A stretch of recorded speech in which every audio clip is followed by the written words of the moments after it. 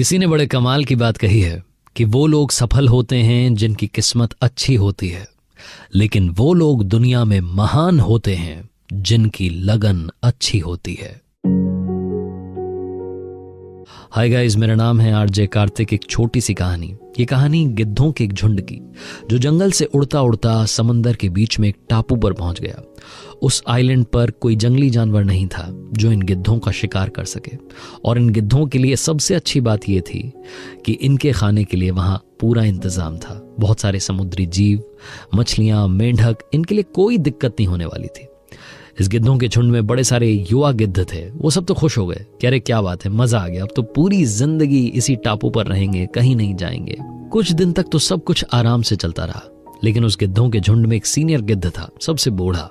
उसको लगा कि अगर ऐसा ही चलता रहा, अगर हमारे गिद्धों ने चुनौतियों का सामना नहीं किया, अगर उड़ना नहीं शुरू किया वापस से, तो इनका क्या होगा। क्यों ना एक बार सबको बुला करके कुछ कह दूं। तो उसने एक मीटिंग बुलाई, सारे सुनने के लिए आ गए। तो जो बूढ़ा गिद्ध था, इसने बताना शुरू किया कि हम सबको चुनौतियों का सामना करना चाहिए, चैलेंजेस का सामना करना चाहिए, हम सबको उड़ान भरनी चाहिए। हम सब यहीं रहेंगे तो हमारा कुछ नहीं होगा। मैं देख रहा हूं कि हम में से काफी सारे ऐसे हैं जो कि कई दिनों से उड़े नहीं हैं, आराम फरमा रहे हैं। मैं बस आपको कहना चाहता हूं कि कभी अगर कोई बड़ा संकट आ गया तो क्या होगा। एक काम करते हैं, हम तो फिर से उसी जंगल में चलते हैं, उसी जिंदगी में चलते हैं जहां हमारे लिए रोजाना चुनौतियां थी, रोजाना हमें शिकार पर निकलना पड़ता था।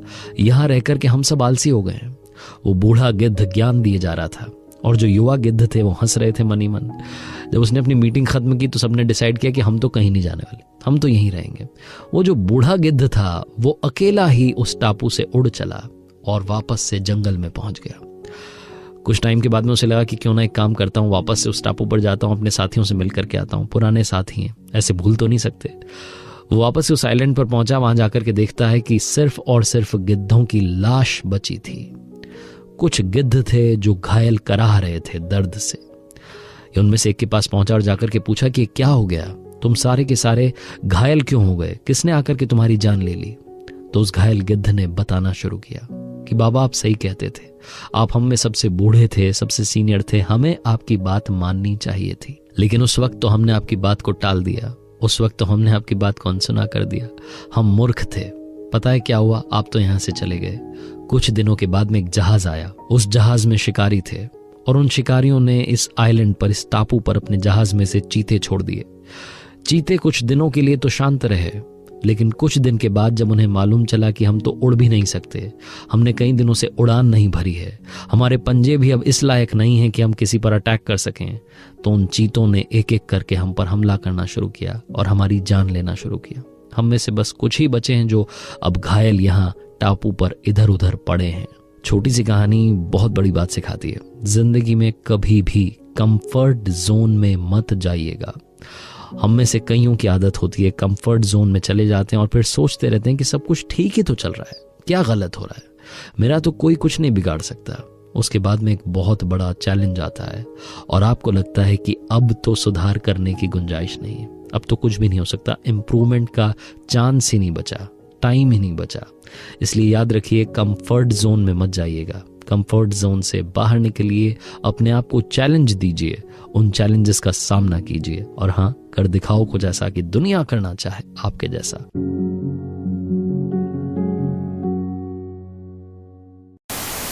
किसी ने बड़े कमाल की बात कही है कि कभी घमंड आ जाए जिंदगी में तो शमशान का एक चक्कर लगा आना, तुमसे बेहतरीन लोग वहां राख बने पड़े हैं।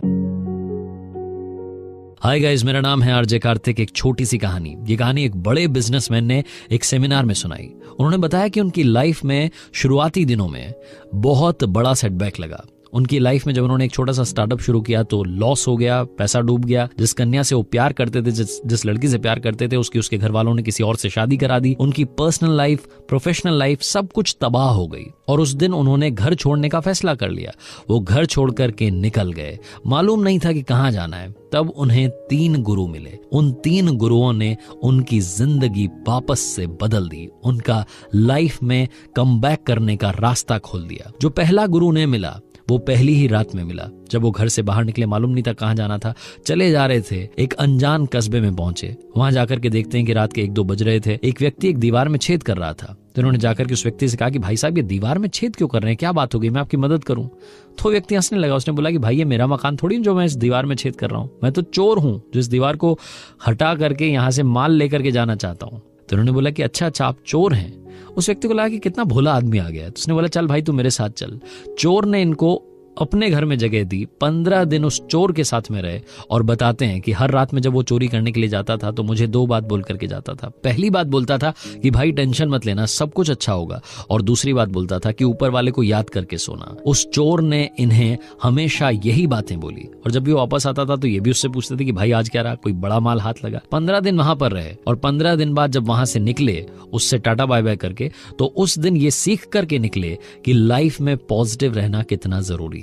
दूसरा गुरु जो इनको मिला वो एक कुत्ता था। ये चले जा रहे थे, इन्हें बड़ी प्यास लग रही थी, तब इन्होंने देखा कि कुत्ता भागा जा रहा है। उस कुत्ते के पीछे चले तो मालूम चला कि एक तालाब के पास गया, लेकिन वहां जाकर के बार बार पीछे जा रहा था। इन्हें समझ में नहीं आया कि चक्कर क्या हुआ। तो ये थोड़ा पास में जाकर के खड़े हुए इन्होंने देखा कि कुत्ता जो था वो पानी में अपनी परछाई देख करके डर रहा था। उसे बार बार डर लग रहा था कि ये कौन है। वो कुत्ता पानी के पास आता, फिर से पीछे जाता, फिर से पास आता, फिर से पीछे जाता। वो एक बार फिर से आगे आया और उसने हिम्मत करके छलांग लगा दी। पानी पी करके वो बाहर भी आ गया। उस दिन इन्होंने सीखा कि जिंदगी में अगर बड़ी से बड़ी मुसीबत आ जाए तो आपको एक जंप लेना जरूरी है। क्या पता उस जंप के नीचे से ही मुश्किल निकल जाए। इसलिए जिंदगी में रिस्क लेना भी, कैलकुलेटिव रिस्क लेना भी बहुत ज्यादा जरूरी है। तीसरा गुरु इनको मिला एक छोटा सा बच्चा। एक बार अपने उन्हीं दिनों में ये गांव में टहल रहे थे। इन्हें एक छोटा बच्चा दूसरी तरफ से मोमबत्ती लेकर के जाता हुआ दिखा, तो उन्होंने उसको बुलाकर उसके मजे लिए। उससे कहा कि बेटा एक बात बताओ, ये मोमबत्ती जब तुमने जलाई थी तो ये रोशनी कहां से आई थी, मतलब कहां से ये लाइट आकर के यहाँ पर जलने लग गई? तो उस बच्चे ने अचानक से उस मोमबत्ती को फूंक मार के बुझा दिया और बोला कि अंकल जी अब आप बताओ कि ये जो रोशनी थी, जो उजाला था, लाइट थी, ये कहां गई? दिख रही है आपको कहां गई? उस दिन इन्हें समझ में आया कि कभी भी घमंड मत करना, अपने आप को ज्यादा ज्ञानी मत समझना, क्योंकि आपसे बेहतरीन लोग इस दुनिया में हैं। इसलिए अपने आप को तैयार करते रहना, हर दिन सीखते रहना। और उस दिन ये बताते हैं कि उन 3 गुरुओं ने जो ये सारी बातें सिखाई, उन्हीं बातों को सीख करके इन्होंने लाइफ में वापसी की, अपना फिर से बिजनेस शुरू किया। उसके बाद इनकी शादी भी हो गई। आज हंसता खेलता परिवार है और एक बहुत बड़ा बिजनेस है। ये छोटी सी कहानी हमें सिखाती है कि जिंदगी में हारोगे नहीं तो सीखोगे कैसे, और सीखोगे नहीं तो जीतोगे कैसे। इसलिए मेरे दोस्त, हर हार से सीखो और कर दिखाओ कुछ ऐसा कि दुनिया करना चाहे आपके जैसा। किसी ने बड़े कमाल की बात कही है कि अवसर और सूर्योदय में एक ही समानता है, देर करने वाले हमेशा इन्हें खो देते हैं। हाय गाइस, मेरा नाम है आरजे कार्तिक। एक छोटी सी कहानी। ये कहानी है मनीष नाम के लड़के की, जो मिडिल क्लास फैमिली में पैदा हुआ, जिसकी फैमिली को लगता था कि ये लड़का जब बड़ा होकर के जॉब करेगा, करियर के बारे में सोचेगा, तो हमारी फैमिली कंडीशंस बदल जाएंगी, हमारी लाइफस्टाइल बदल जाएगी। उस पूरे परिवार का दारोमदार इसी लड़के पर था। स्कूल में मनीष के नंबर्स अच्छे आते थे, हमेशा टॉपर्स की लिस्ट में आता था। लेकिन जहां कॉलेज के फर्स्ट ईयर में गया, वहां इसकी आदतें बिगड़ गईं। इसके दोस्त बदल गए। ऐसे दोस्तों के साथ रहने लगा जहां रोजाना नाइट पार्टी होने लगी। ऐसे दोस्तों के साथ टाइम स्पेंड करने लगा जहां पर फालतू चीजों में पैसा खर्च होने लगा। घर वालों ने कई बार समझाने की कोशिश की, लेकिन मनीष ने कहा कि आप मुझे ज्ञान मत दीजिए, मुझे अपनी लाइफ को लेकर के क्या करना है ये मुझे अच्छे से मालूम है। घर वालों ने कई बार दोस्तों के जरिए, जो पुराने दोस्त थे, उनसे समझाने की कोशिश की, लेकिन मनीष पर कोई असर नहीं पड़ा। जब रिजल्ट आया फर्स्ट ईयर का, तो मालूम चला कि मनीष एक सब्जेक्ट में फेल हो गया था। और जहां ये फेल वर्ड आया, मनीष के ईगो को हर्ट कर गया। वो धीरे धीरे अपनी जिंदगी को, उसे लगने लगा कि उसकी जिंदगी में कुछ भी अब ठीक नहीं रहा है। जो लड़का लगातार स्कूल में टॉप करता आ रहा था, वो कॉलेज के फर्स्ट ईयर में फेल हो गया। और वहीं से ये लड़का बंद कमरे में रहने लगा। घर वालों ने कई बार बात करने की, समझाने की कोशिश की, लेकिन मनीष धीरे धीरे डिप्रेशन में जाने लगा। उसे समझ नहीं आ रहा था कि उसकी लाइफ का होगा क्या। उसकी लाइफ उसके लिए मानो उसी फर्स्ट ईयर में समाप्त हो गई थी। उसे लगता था कि उसकी लाइफ में अब कुछ, उसकी लाइफ उसके लिए उसी फर्स्ट ईयर में समाप्त हो गई थी। उसे सारी बातें याद आती थी कि काश मैंने घर वालों की बात मान ली होती। लड़का धीरे धीरे उदासी की तरफ बढ़ रहा था, डिप्रेशन की तरफ जा रहा था। तभी मनीष के जो पुराने स्कूल के प्रिंसिपल थे, उन्होंने एक दिन घर पर कॉल किया और उसके पेरेंट्स से कहा कि मुझे मालूम चला है कि मनीष इन दिनों डिप्रेशन में रहने लगा है। आज शाम में उसे मेरे यहाँ डिनर पर भेजिएगा और कहिएगा कि सर का बर्थडे, आज पार्टी रखी गई है। मनीष को जब मालूम चला, उसके घर वालों ने बताया कि बेटा आज शाम में आपको प्रिंसिपल सर ने बुलाया है, पुराने स्कूल वाले सर ने तुम्हें याद किया है, उनका बर्थडे है, आज उनके वहां पार्टी है, आज तो कमरे से बाहर निकल जाओ, आज तो उनसे मिल करके आ जाओ। मनीष ना नहीं कर सका क्योंकि वो सर उसके दिल के करीब थे। शाम में तैयार होकर के प्रिंसिपल सर के घर पहुंचा तो वहां जाकर के देखता है कि वहां कोई पार्टी नहीं थी, सन्नाटा था। प्रिंसिपल सर, सर्दी की शाम थी, अंगीठी में हाथ ताप रहे थे। मनीष से कहा कि आओ बैठो, आज मेरा बर्थडे नहीं है, लेकिन तुम किसी और बहाने से शायद आते भी नहीं, इसलिए तुम्हें बुला लिया। मनीष जब वहां बैठा तो कुछ बातें होने लगी। मनीष हर बात में हाँ कहने लगा, ज्यादा बोल नहीं रहा था। सर को समझ आ गया था कि ये लड़का अब जिंदगी से अलग हो चुका है, इसे लगता है कि इसके लिए सब कुछ खत्म हो चुका है। तभी प्रिंसिपल सर ने उस अंगीठी में से एक कोयला उठाया और वो कोयला उठा करके नीचे जमीन पर फेंक दिया। जैसे ही उन्होंने किया वैसे ही मनीष बोल पड़ा कि सर आपने क्या कर दिया? कोयला अच्छा खासा जल रहा था, आपने बाहर मिट्टी में फेंक करके उसे बुझा दिया, उस कोयले को खराब कर दिया। और जहां मनीष ने कहा वहीं प्रिंसिपल सर ने कहा कि बस एक काम करो, उस कोयले के टुकड़े को उठा करके लाओ और वापस अंगीठी में डाल दो। मनीष गया, वो कोयले का टुकड़ा उठा करके लाया, अंगीठी में डाला, उसके बाद वो फिर से धीरे धीरे धधक करके जलने लगा। प्रिंसिपल सर ने अब जो मनीष से कहा वो ध्यान से सुनिएगा। सर ने कहा कि मनीष तुमने समझा क्या हुआ? मनीष ने कहा नहीं सर, मुझे कुछ समझ में नहीं आया। प्रिंसिपल सर ने कहा कि वो कोयले का टुकड़ा तुम थे, जो अंगीठी में थे तब जल रहे थे, जैसे ही मिट्टी में गए बुझ गए। फर्स्ट ईयर में जो नए दोस्त बनाए उनके चक्कर में आकर के फेल हो गए, पढ़ाई नहीं की, लेकिन जब तुम फिर से अंगीठी में आए तो फिर से धधक करके जलने लगे। यानी कि अगर तुम फिर से अपनी जिंदगी में अच्छे दोस्तों की तरफ जाओगे, अच्छे लोगों के साथ रहने लगोगे, पॉजिटिविटी की तरफ बढ़ोगे, तो फिर से तुम्हारे अंदर की जो आग है वो जलने लगेगी और तुम फिर से सक्सेसफुल बनने लगोगे। ये बीच में जो मिट्टी में चले गए थे, इससे वापस आने की जरूरत है। ये अंगीठी का छोटा सा उदाहरण मनीष के दिमाग में फिट हो गया और उस दिन से उसने फिर से पॉजिटिविटी का रास्ता पा लिया। जिंदगी में डिप्रेशन कोई बहुत बड़ी बात नहीं होती, हर किसी के दिमाग में उल्टे ख्याल आते हैं। जरूरत है बाउंस बैक करने की, पॉजिटिविटी का साथ नहीं छोड़ने की। आरजे कार्तिक एक बार फिर आपसे कहेगा, जो हर कहानी के आखिरी में कहता है, कर दिखाओ कुछ ऐसा कि दुनिया करना चाहे आपके जैसा। किसी ने बड़े कमाल की बात कही है कि हवा भी बेकसूर, दिया भी बेकसूर, उसे चलना है जरूर, इसे जलना है जरूर। हाय गाइस, मेरा नाम है आरजे कार्तिक। एक छोटी सी कहानी, ये कहानी एक भिखारी की, जो एक बार भीख मांगने के लिए किसान परिवार के पास पहुंचा। उनके घर के बाहर जाकर दरवाजे से चिल्लाने लगा, आवाज लगाने लगा, ऊपर वाले के नाम पर कुछ दे दे, ऊपर वाले के नाम पर कुछ दे दे। लेकिन अंदर से कोई रिस्पॉन्स नहीं आया, कोई हलचल नहीं हुई। भिखारी ने झांक करके देखा कि चल क्या रहा है, तो उसे मालूम चला कि अंदर किसान अपने बच्चों के साथ में खेल रहा था। उसकी वाइफ किचन में थी, खाना पका रही थी। उसे बड़ा अच्छा लगा कि देखो भाई कितने खुश हैं, किसान फैमिली कितनी खुश है। वो फिर से आया दरवाजे पर, फिर से चिल्लाने लगा, आवाज लगाने लगा और जोर से, ऊपर वाले के नाम पर कुछ दे दे। अब की बार किसान की पत्नी ने आवाज सुन ली, वो अंदर से अनाज लेकर के आई, भिखारी को भीख दी, उसके बाद में अंदर चली गई। भिखारी जब वहां से रवाना हुआ तो सोचने लगा कि ये वाकई में खुश है, इसकी जिंदगी में असली खुशियां हैं। इधर भिखारी रवाना हुआ और इधर किसान के बच्चे खेल करके थकार करके बैठ गए। किसान ने अपनी पत्नी से कहा कि मुझे साहूकार के पास जाना है, हमें 500 रुपयों की इस वक्त सबसे ज्यादा जरूरत है, साहूकार हमारी मदद कर सकता है, क्या करूं, लेकिन एक बार फिर उससे उधार लेनी पड़ेगी। उसकी पत्नी ने कहा कि कोशिश कीजिएगा जल्द से जल्द उधार चुकाने की। किसान गया, साहूकार के पास जाकर के रिक्वेस्ट की कि मुझे अगर आप 500 रुपए दे देते तो बड़ा अच्छा रहता। साहूकार ने कहा कि ठीक है, तुम्हारी मदद करता हूं। साहूकार रजिस्टर मेंटेन करने लगा तो किसान ने देखा कि उसमें रकम लिखी हुई थी 2000, 5000, 8000। किसान सोचने लगा कि ये तो बहुत बड़ा आदमी है। किसान वहां से 500 रुपए लेकर के रवाना और सोचता गया कि वाकई में असली खुशी तो इसके पास में है। इसके पास में तो 2-2000, 8-8000 के हिसाब हो रहे हैं, कहां मैं 500 रुपए उधार लेकर के अपनी जिंदगी चला रहा हूं। किसान वहां से चला गया। इधर साहूकार को सामान खरीदने के लिए शहर जाना था। साहूकार सामान खरीदने के लिए पहुंचा शहर में। जिस सेठ के यहां से सामान लेता था उसकी दुकान पर गया और जाकर के सामान लेने लगा। तभी सेठ का नौकर आया, आकर के बताने लगा कि मालिक 2 लाख रुपए का फायदा हुआ है, हमारे पास में एक तार आया है फलाना शहर से। थोड़ी देर बाद फिर आया, बताने लगा कि 1 लाख रुपए का फायदा हुआ है, हमारा फायदा हुआ है, हमारे पास तार आया है।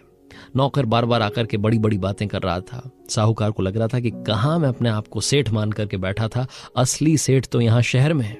साहूकार वहां से चला गया और सोचता रह गया कि असली खुशी तो सेठ जी के पास में है, जिनके पास में 2-2 लाख के 1-1 लाख के तार आते हैं फायदे वाले। साहूकार गांव की तरफ निकल चुका था।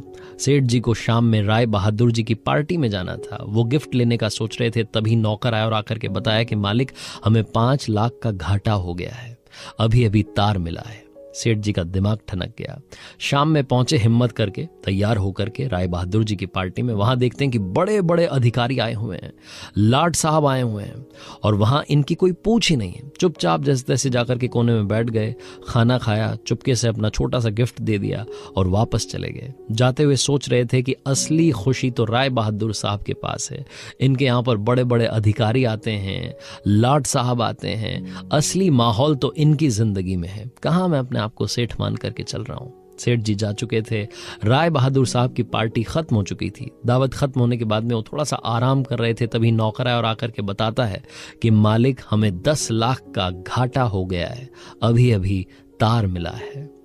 राय बहादुर साहब का माथा ठनक गया। वो सोचने लगे कि क्या जिंदगी है, दुनिया के सामने दिखावा करने के लिए पार्टी रखनी पड़ती है, लाट साहब को बुलाना पड़ता है, बड़े बड़े अधिकारियों को बुलाना पड़ता है, उनको दावत देनी पड़ती है, ऊपर से घाटा हो जाता है। वो ये सब सोच ही रहे थे कि तभी उनका सर दर्द बढ़ गया।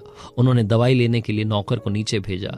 नौकर दवाई लेकर के ऊपर आ ही रहा था कि राय बहादुर साहब को खिड़की से एक गाने की आवाज सुनाई देने लगी। नौकर ऊपर आया तो उससे पूछा कि देखना नीचे गाना कौन गा रहा है।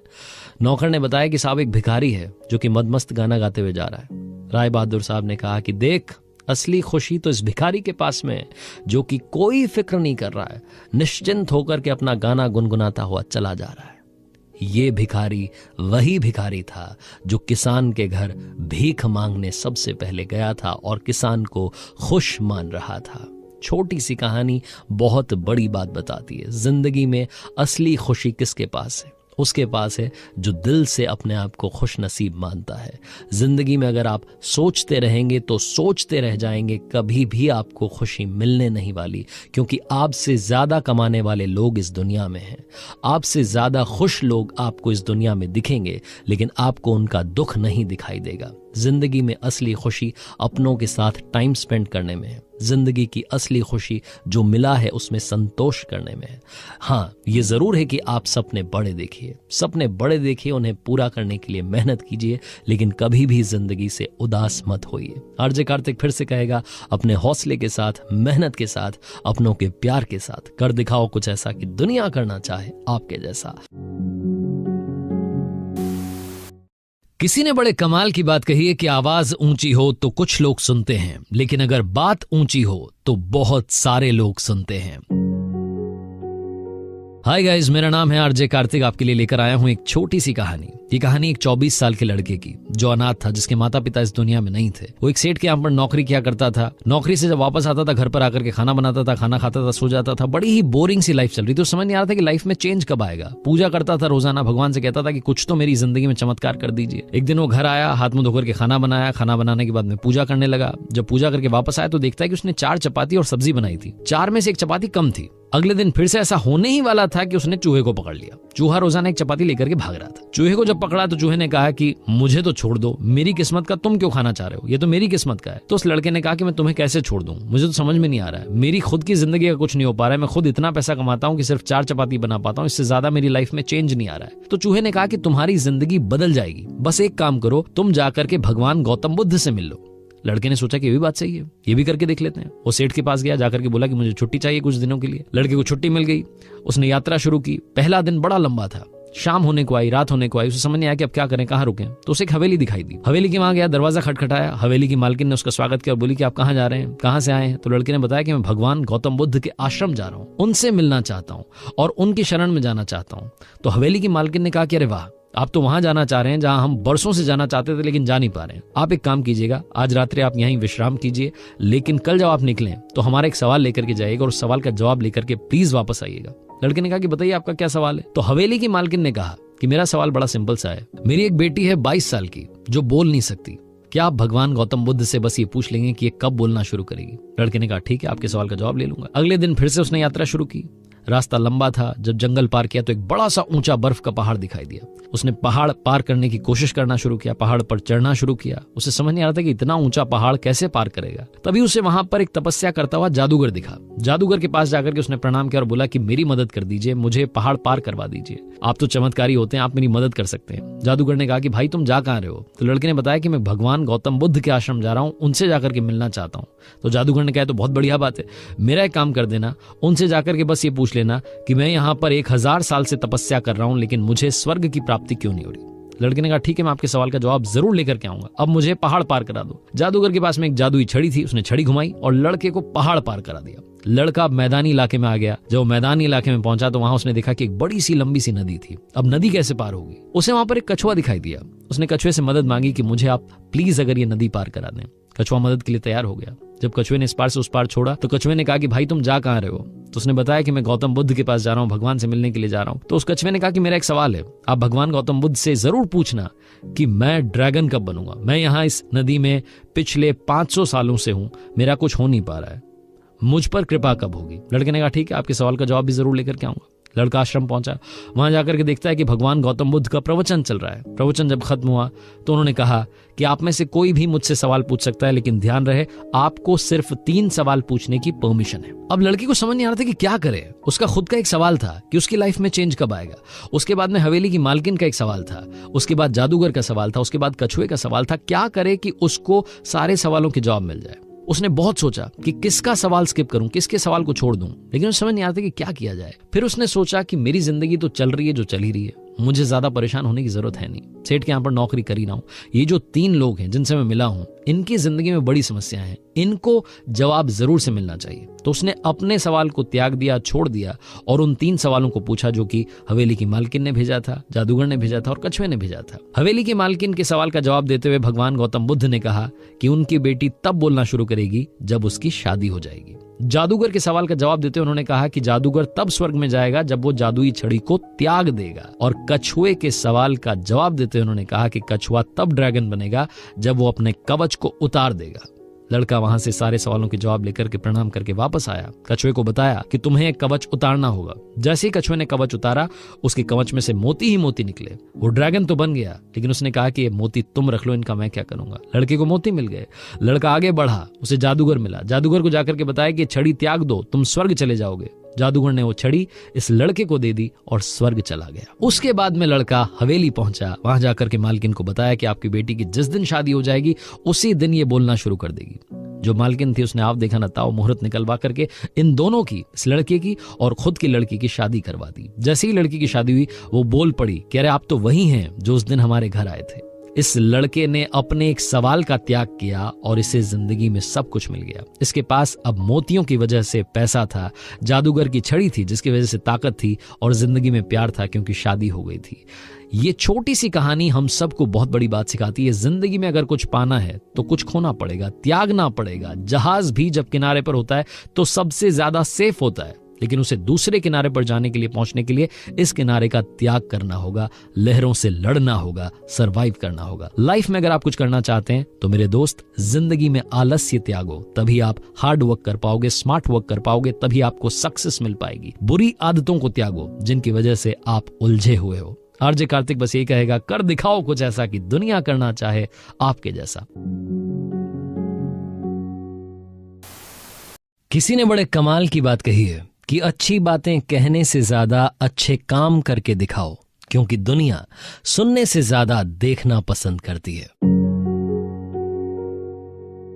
हाय गाइस, मेरा नाम है आरजे कार्तिक। आज की कहानी सुनाने से पहले 2 बातें आपसे कहना चाहता हूं। पहली बात, खुद पर डिपेंडेंट रहना अच्छी बात है, और दूसरी बात, सिर्फ खुद पर ही डिपेंडेंट रहना अच्छी बात नहीं है। ये सब कुछ आप समझेंगे इस छोटी सी कहानी से।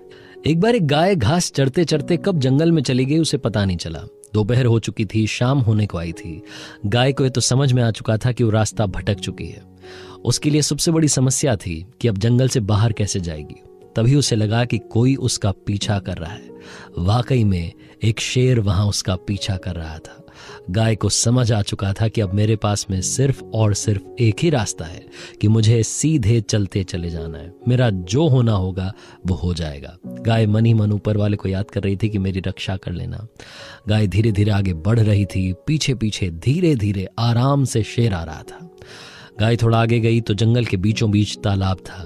गाय के पास कोई रास्ता नहीं था। गाय को दिखा कि अब तो मुझे तालाब में जाना ही होगा। गाय तालाब में गई। तालाब में कीचड़ था। थोड़ा अंदर जाने के बाद गाय दलदल में फंस गई। अब शेर ने देखा कि गाय जंगल के तालाब में जा चुकी है, फंस चुकी है, बाहर नहीं आ रही है, तो शेर और आराम से चलने लगा। उसे लगा कि अब क्या है, अब तो मैं आराम से जाऊंगा, शिकार करूंगा, अपने और साथियों को दहाड़ लगा करके बुला लूंगा और आज की शाम हमारी बन गई। शेर अब आराम से चल रहा था। थोड़ी देर तालाब के किनारे बैठा रहा, देखता रहा अपने शिकार को। उसके बाद फिर से चलना शुरू किया। तालाब में अंदर गया तो शेर ने देखा कि वो तो खुद भी थोड़े ही कदम चल पाएगा। शेर थोड़े ही कदम चलने के बाद उस कीचड़ में फंस गया। अब थोड़ी दूरी पर गाय थी और उससे थोड़ी दूरी पर शेर था। शेर चाह करके भी गाय का शिकार नहीं कर पा रहा था और गाय चाह करके भी वहां से बच करके भाग नहीं पा रही थी। बड़ी समस्या थी। शेर ने कहा कि गाय, अब तो तुम इस दुनिया से जाने वाली हो, तुम्हारा शिकार होने वाला है। गाय ने कहा कि शायद आप अति आत्मविश्वास में हैं।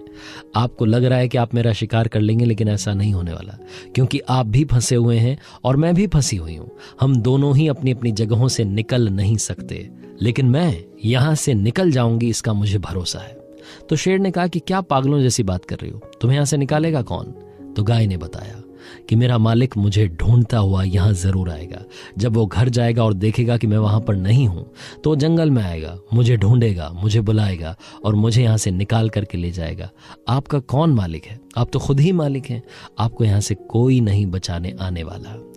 थोड़ी देर में वाकई में, इससे पहले कि अंधेरा होता, एक व्यक्ति आया। वो अपनी गाय को आवाज लगाता हुआ आ रहा था। गाय ने भी आवाज लगाई। वो व्यक्ति तालाब के पास तक आया। उसने देखा कि गाय वहां खड़ी हुई है, तालाब में फंसी हुई है और उससे थोड़ी दूर पर शेर फंसा हुआ है। वो व्यक्ति गया और अपनी गाय को डरते डरते वहां से बाहर निकाल करके ले आया। शेर को तो वो बाहर निकाल भी नहीं सकता था, वरना उसका ही शिकार हो जाता। छोटी सी कहानी बहुत बड़ी बात सिखाती है। यहाँ पर गाय का मतलब है आप हम्बल रहिए। आपके मन से मतलब है गाय, यानी कि आप जितना हम्बल रहेंगे उतना ही जिंदगी में आगे बढ़ेंगे। शेर से मतलब है अहंकार। आप जितना घमंड में चूर रहेंगे, आपको लगेगा कि सिर्फ आप ही आप हैं, उतना ही आप पीछे चलते चले जाएंगे। इस दुनिया में घमंड तो राजा रावण का नहीं टिका, आप और हम क्या चीज हैं। आरजे कार्तिक बस यही कहेगा, हम्बल बने रहें, जिंदगी में गुरु हमेशा रखें, क्योंकि गुरु ही आपको सही रास्ता दिखाता है। तो गुरु के आशीर्वाद के साथ, अपनी मेहनत के साथ कर दिखाओ कुछ ऐसा कि दुनिया करना चाहे आपके जैसा। किसी ने बड़े कमाल की बात कही है कि कभी उसे नजरअंदाज ना करना जो आपकी बहुत परवाह करता हो, वरना एक दिन आप रियलाइज करेंगे कि आपने पत्थर जमा करते करते हीरा खो दिया। हाय गाइस, मेरा नाम है आरजे कार्तिक। एक छोटी सी कहानी। ये कहानी धनीराम नाम के सेठ की, जिसके पास में बहुत सारा पैसा था, बहुत सारी खुशियां थी। सिर्फ एक चीज की कमी थी, उसके घर में बहुत दिनों से किलकारी नहीं गूंजी थी। उन्हें लगता था कि ये सबसे बड़ा संतान सुख है जो उसकी संतान को मिल नहीं रहा था। धनीराम का बेटा था मंगल, जिसकी शादी को कई साल बीत चुके थे। कई वैद्यों को दिखाया, हकीमों को दिखाया, डॉक्टर्स को दिखाया, लेकिन बच्चा नहीं हो रहा था। वो पिता नहीं बन पा रहा था। एक दिन अचानक से खुशखबरी आई। धनीराम को मालूम चला कि अब वो दादाजी बनने वाला है। बस इसी खुशी में उसने पूरे शहर को भोजन का निमंत्रण दे दिया। शाम में पार्टी थी, पार्टी शुरू होने वाली थी। तभी वहां पर एक व्यक्ति पहुंचता है। धनीराम गौर से देखता है तो वो उसी शहर का एक और सेठ था, जिसका नाम था रामसुख। रामसुख वहां पहुंचा था, जिसके पास में बहुत सारा पैसा था, बहुत बड़ा व्यापारी था। लेकिन रामसुख को रहने सहने का तरीका नहीं आता था। वो गंदे से कपड़े पहन लेता था। उसका ध्यान भी नहीं रहता था कि कपड़े कहीं से फटे हुए हैं। उस दिन भी रामसुख फटा कुर्ता पहनकर आ गया। धनीराम ने देखा कि ये यहां रहेगा तो हमारी पार्टी की शान बिगड़ जाएगी। धनीराम उसके पास गया और जाकर के बोला कि भैया यहां से चले जाओ, आप बहुत बड़े सेठ हैं, अपने घर के हैं, लेकिन यहां से चले जाइए, आपको निमंत्रण देकर हमने गलती कर ली। तो रामसुख ने कहा कि चक्कर क्या है, क्यों तुम मुझे भेज रहे हो? तो धनीराम ने कहा कि अपने कपड़े तो देखो, इंसान की पहचान उसके कपड़ों से होती है, कपड़े से तुम पहचाने जाओगे। क्या तुम यहां आकर के हमारी पार्टी खराब करना चाहते हो? रामसुख वहां से चला गया। अपने घर जाकर के देखता है शीशे में कि वाकई में उसका कुर्ता फटा हुआ था, दाग लगा हुआ था। उसने अलमीरा में से एक शानदार सी मखमल वाली जैकेट निकाली, जैकेट पहन ली, उसके बाद में मोती जड़ी हुई शॉल डाल ली और फिर से उसी दावत में पहुंच गया। वहां जाकर के देखता है तो खाना चालू हो चुका था। भोजन करने लगा और अपनी उस शॉल से खीर डुबो डुबो करके खाने लगा, अपनी जैकेट को सब्जी में डुबोने लगा।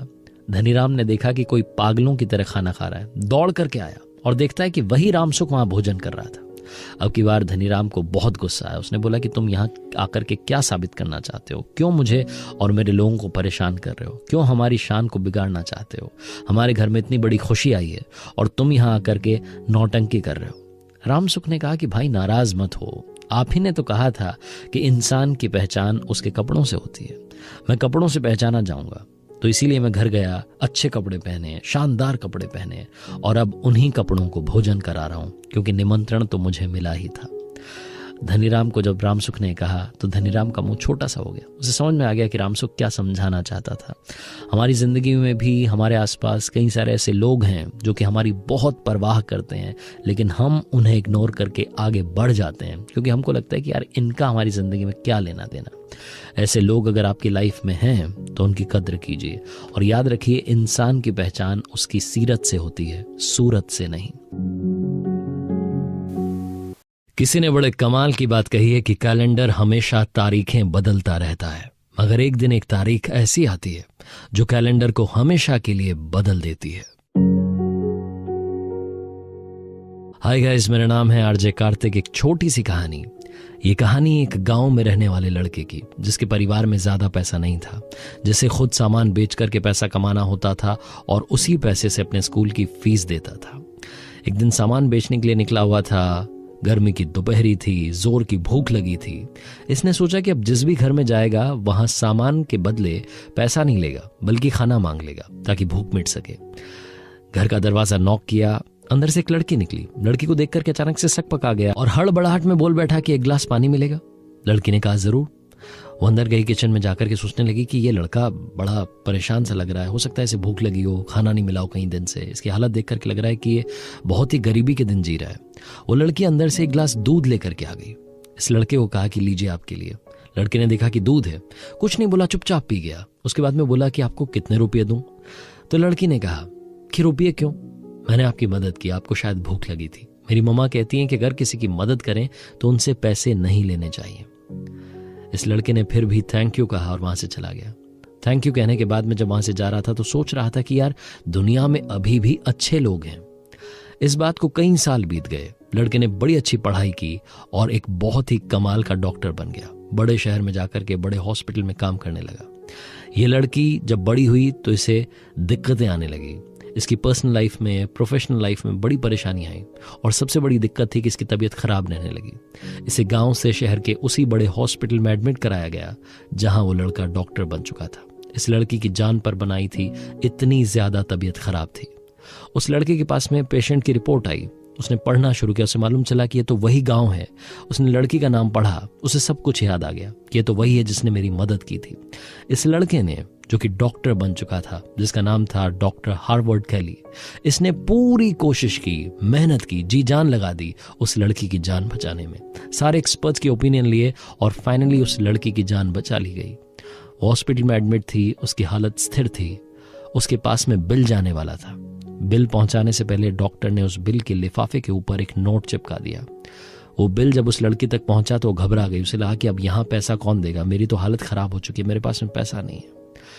उसके हाथ में वो लिफाफा आया। लिफाफे के ऊपर एक नोट चिपका हुआ था जिस पर लिखा हुआ था कि आपके बिल का पेमेंट कर दिया गया है, एक गिलास दूध के द्वारा बहुत सालों पहले। तभी वो डॉक्टर साहब वहां पर आ गए। डॉक्टर हार्वर्ड कैली ने आकर के कहा कि आप ही हैं जिसने मेरी जिंदगी उस दिन बचाई थी और आज बस मैंने आपके उसी काम का एहसान चुकाया है। आपका दिल से धन्यवाद। आप खुश रहें, यही मैं चाहता हूं। छोटी सी कहानी बहुत बड़ी बात सिखाती है।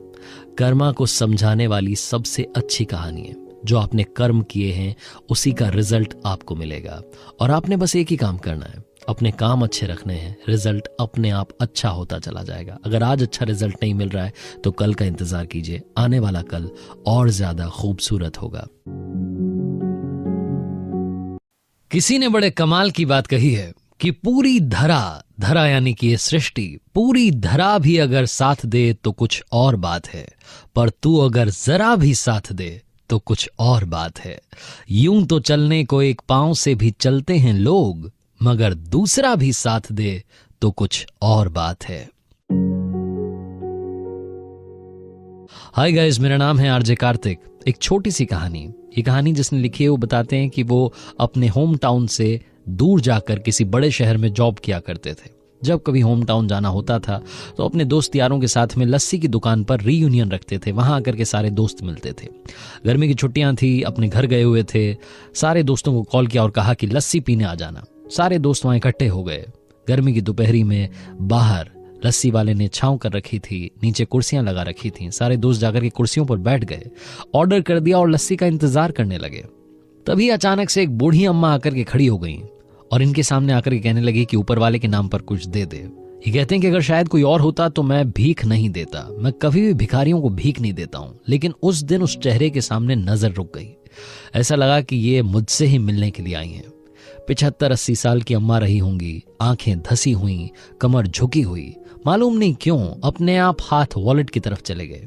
सिक्के निकाल करके देने ही वाला था कि मैंने फिर से वॉलेट अपनी जेब में रख लिया। आप सोच रहे होंगे कि मैंने पैसे नहीं दिए। जी हाँ, मैंने पैसे नहीं दिए, बल्कि मैंने उन अम्मा से कहा कि अम्मा, क्या आप लस्सी पियोगे? जैसे ही मैंने कहा, मेरे सारे दोस्त मुझे देखने लगे। उनको लगा कि मैंने कोई पाप कर दिया है। मतलब कहाँ 2-5 रुपए में बात खत्म हो जाती, मैं 30 रुपए की लस्सी अम्मा को पिलाने के लिए तैयार हो गया था। मेरे दोस्तों को लग रहा था कि आज ही मैं सबसे ज्यादा गरीब बन जाऊंगा, लेकिन मैंने फिर से पूछा कि अम्मा, क्या आप लस्सी पियोगी? अम्मा के चेहरे पर मालूम नहीं कहां से एक हल्की सी मुस्कान आई और मुझे लगा कि ये दिन मेरे लिए सबसे अच्छा है। उन्होंने मुझे आशीर्वाद दे दिया। मैंने तुरंत आवाज दी कि भैया एक लस्सी और देना। लस्सी का ऑर्डर दे चुका था, तभी अम्मा फिर से पलटकर मेरे पास आई। अपनी झोली में से कुछ सिक्के निकाले और कहने लगी कि बेटा, ये 5-7 रुपए हैं, आप लस्सी का जब पेमेंट करो, जब आप पैसे दो तो उसमें ये भी मिला लेना। अम्मा ने जब वो कहा तो मैं सुन्न रह गया। मुझे समझ नहीं आया कि ये क्या हुआ है। मैंने अम्मा से कहा कि अम्मा, आपको प्रणाम, आप प्लीज जाकर के बैठिए, आपको घबराने की बात नहीं है, मैं सारे पैसे दे दूंगा। लस्सी का ऑर्डर दे चुका था, लस्सी के गिलास आए, सारे लोग लस्सी पीने लगे। जो लस्सी की दुकान में काम करने वाला लड़का था वो एक गिलास ले जाकर के वहां अम्मा को दे दिया। अम्मा दूर जाकर के नीचे बैठ गई। हम सब कुर्सियों पर बैठे हुए थे और अम्मा नीचे बैठी हुई थी। मुझे ऐसा लग रहा था कि कुर्सी मुझे काट रही है, मुझे यहाँ नहीं बैठना चाहिए। मैं चुपचाप वहां से उठा और जाकर के अम्मा के पास में बैठ गया। सारे दोस्त मुझे देखने लगे, घूरने लगे। उनको ऐसा लग रहा था कि अब तो बहुत ज्यादा हो गया है। लस्सी पिलाने तक तो ठीक था, अब तो मैंने अति कर दी है। तभी दुकान वाले ने आवाज दी और कहा कि भाई साहब, आप उठिए, अम्मा को भी खड़ा कीजिए, आपके लिए 2 कुर्सियां भिजवा रहा हूं। दुकान वाला खुद, एक लड़का कुर्सी लेकर के आया, दुकान वाला खुद कुर्सी लेकर के आया, मुझे और अम्मा को कुर्सी पर बैठाया। और उसके बाद में दुकान वाले ने कहा कि भाई साहब, ग्राहक तो मेरी दुकान पर रोजाना आते हैं, लेकिन इंसान कभी कभार आते हैं। छोटी सी कहानी बहुत बड़ी बात सिखाती है। जिंदगी में बांटनी है तो मुस्कान बांटिए, क्योंकि ज्ञान तो हर किसी के पास पहले से है। जिंदगी में मदद करते चलिए, क्योंकि कई दफा हमें खुद मालूम नहीं होता कि ऊपर वाला कब हमें किसी का ऊपर वाला बनाकर उनकी जिंदगी में भेज देता है। आरजे कार्तिक बस यही कहेगा, ऊपर वाले के आशीर्वाद के साथ, अपनों के प्यार के साथ, मेहनत के साथ, हौसले के साथ कर दिखाओ कुछ ऐसा कि दुनिया करना चाहे आपके जैसा। किसी ने बड़े कमाल की बात कही है कि खुशियां अगर किसी दुकान में बिकती तो आज दुनिया में हर इंसान खुश होता। हाय गाइस, मेरा नाम है आरजे कार्तिक, लेकिन खुशियां किसी दुकान में नहीं बिकती हैं, खुशियां आपके अंदर होती हैं। एक छोटी सी कहानी सुनाता हूं। एक बार एक सेठ था जिसके यहां पर एक नौकर काम किया करता था, और एक दिन नौकर ने अचानक से छुट्टी कर ली। 2-3 दिन के बाद में नौकर वापस आया। नौकर को देख करके सेठ को लगा कि यार क्या चक्कर है, बिना बताए छुट्टी पर चला गया, वापस आया तो बात नहीं कर रहा है। सेठ को लगा कि शायद नौकर परेशान है, शायद नौकर बता नहीं रहा है, लेकिन उसे पैसे कम मिल रहे हैं, इस चक्कर में उसका मन यहां नहीं लग रहा है। सेठ ने नौकर को बुलाया और कहा कि एक काम करते हैं, आपकी तनख्वाह मैं आज से बढ़ा रहा हूं और अगले महीने की 1 तारीख को आपको बढ़ी हुई तनख्वाह मिलेगी, ज्यादा पैसे मिलेंगे। नौकर ने कोई रिएक्शन नहीं दिया, कुछ रिएक्ट नहीं किया। सेठ को बड़ा अजीब लगा कि अजीब सा नौकर है। अगले महीने की 1 तारीख आई, उसको बढ़े हुए पैसे मिले, लेकिन नौकर ने बढ़ी हुई तनख्वाह पर कुछ नहीं कहा, वो अपना काम करता रहा। कुछ दिन ऐसे ही बीत गए। एक दिन फिर से अचानक से नौकर ने छुट्टी कर ली। 2-3 दिन के बाद में फिर से नौकर आया। अब की बार सेठ को गुस्सा आ रहा था, समझ नहीं आ रहा था कि क्या चल रहा है। इस नौकर ने बिना बताए फिर से छुट्टी कर ली, जबकि मैंने इसके पैसे बढ़ा दिए, तब भी इससे संतोष नहीं हो रहा है। अब की बार सेठ को ज्यादा गुस्सा था। उसने नौकर को बुलाया और कहा कि अगले महीने की 1 तारीख को आपको वही पैसे मिलेंगे जो आपको पहले मिला करते थे। मैं आपकी बढ़ी हुई तनख्वाह काट रहा हूं। नौकर ने एक बार फिर से कोई रिएक्शन नहीं दिया, कोई रिएक्ट नहीं किया। सेठ को समझ नहीं आ रहा था कि अजीब सा नौकर है। अगले महीने की 1 तारीख थी। नौकर चुप रहा, चुपचाप जो पैसे बनते थे वो ले लिए और अपने घर चला गया। अगले दिन जब वापस दुकान पर आया तो सेठ जी ने नौकर को बुलाया और पूछ लिया कि भाई एक बात बताओ, तुम्हारे पैसे बढ़ाए तुमने कुछ नहीं कहा, तुम्हारे पैसे घटा दिए वापस वही कर दी तनख्वाह, तब भी तुमने कुछ नहीं कहा, चक्कर क्या है? तो नौकर ने बताना शुरू किया। नौकर ने कहा कि सेठ जी, जब मैं पहली बार 2-3 दिन छुट्टी पर गया था, वापस आया था और आपने मेरे पैसे बढ़ा दिए थे, तब मैंने छुट्टी इसलिए ली थी क्योंकि मेरे घर में बच्चे का जन्म हुआ था। मेरे घर में नन्हा मेहमान आया था। जब आपने मेरी सैलरी बढ़ाई तो मुझे लगा कि वो बच्चा अपने हिस्से का लेकर के आया है। दूसरी बार जब मैं छुट्टी पर गया, 2-3 दिन के बाद वापस आया, आपने मेरी तनख्वाह काट ली, पैसे कम कर दिए। तब मेरी माताजी का देहांत हो गया था। मेरी माँ इस दुनिया को छोड़कर चली गई थी। उस वक्त आपने मेरी तनख्वाह घटा दी। तब मुझे लगा कि मेरी माँ इस दुनिया से चली गई हैं और अपने साथ अपना हिस्सा भी लेकर के चली गई हैं, इसलिए मैंने कुछ नहीं कहा। सेठ जी ने जब ये बात सुनी तो उस नौकर को गले लगा लिया और उसकी तनख्वाह फिर से बढ़ा दी। छोटी सी कहानी बहुत बड़ी बात सिखाती है। नौकर की जिंदगी में जब खुशियां आई तब भी वो रिएक्ट नहीं कर रहा था। नौकर की जिंदगी में जब गम आया तब भी उसने रिएक्ट नहीं किया, बल्कि जो मिला उसे ऊपर वाले का आशीर्वाद मान करके स्वीकार लिया। जिंदगी में ऐसा कोई नहीं है जिसकी लाइफ में दुख नहीं आएगा। ऐसा कोई नहीं है जो ये कह दे कि मैं कभी भी उदास नहीं होऊंगा। इस लाइफ में खुशियां, गम हर किसी के हिस्से हैं। अब ये आप पर डिपेंड करता है कि आप कैसे रिएक्ट करते हैं। कई बार समस्या बड़ी छोटी होती है लेकिन हम उसे दिल से लगा लेते हैं, हम उसे गले लगा लेते हैं और बस उसी में डूबे रहते हैं, उदास रहते हैं, परेशान रहते हैं। और कई बार खुशियां टेम्पररी होती हैं लेकिन हम ओवर कॉन्फिडेंट हो जाते हैं, आने वाले कल की तैयारी नहीं करते और जब आने वाला कल आता है तो हम धड़ाम से गिर जाते हैं। इसलिए जिंदगी में हमेशा बैलेंस बना करके चलिए और ये मान करके चलिए कि सब कुछ टेम्पररी है। अच्छा वक्त हो या बुरा वक्त हो, बड़ी जल्दी कट जाता है। इसीलिए जब ज्यादा खुशियां आए तो ऊपर वाले को धन्यवाद दीजिए और कभी गम आ जाए तो ऊपर वाले से माफी मांग लीजिए। आपकी लाइफ में वो गम चला जाएगा। आरजे कार्तिक बस यही कहेगा, जिंदगी के हर पल में मुस्कान के साथ कर दिखाओ कुछ ऐसा कि दुनिया करना चाहे आपके जैसा। किसी ने बड़े कमाल की बात कही है कि बहुत गुरूर था छत को छत होने पर, एक मंजिल और बनी और छत फर्श हो गई। हाय गाइस, मेरा नाम है आरजे कार्तिक। ये कहानी है एक गरीब परिवार की जो गांव में रहा करता था, जिनके बच्चे के बड़े बड़े सपने थे। इस परिवार में जो बच्चा था वो बड़ा होकर के इंजीनियर बनना चाहता था। वो इंजीनियरिंग की पढ़ाई करना चाहता था, कोचिंग करना चाहता था, IIT में जाकर के पढ़ना चाहता था। इस परिवार के पास में इतना पैसा नहीं था। उस बच्चे ने जिद की, मम्मी पापा से कहा कि पापा एक बार मौका दीजिए, मुझे शहर जाने दीजिए, वहां पर कोई भी पार्ट टाइम जॉब करूंगा, पैसे कमाऊंगा, उसी पैसे से अपनी फीस भर दूंगा, आप पर कोई लोड नहीं आएगा, बस मुझे मौका दीजिए। मम्मी पापा इसकी जिद के आगे हार गए, इसे शहर भेज दिया। यहाँ आकर के ये एक बास्केटबॉल कोर्ट में साफ सफाई का काम करने लगा। वहां से जो पैसे मिलते थे उससे फीस भरता था, IIT की कोचिंग कर रहा था। पढ़ने लिखने में बहुत अच्छा लड़का। हर शाम में बास्केटबॉल कोर्ट में जाता, वहां जाकर के देखता कि अमीर परिवार के बच्चे आते थे, वो आकर के बास्केटबॉल खेलते थे। कई बार इसका मन होता था, सपने तो देखता ही था, इसका मन होता था कि बास्केटबॉल खेलूं। एक बार इसने वहां जो बच्चे खेल रहे थे उनसे कहा कि भैया अगर आप एक बार मौका दें तो मैं भी खेलना चाहूंगा। उन्होंने इसकी हंसी उड़ा दी और इसे डांट करके भगा दिया।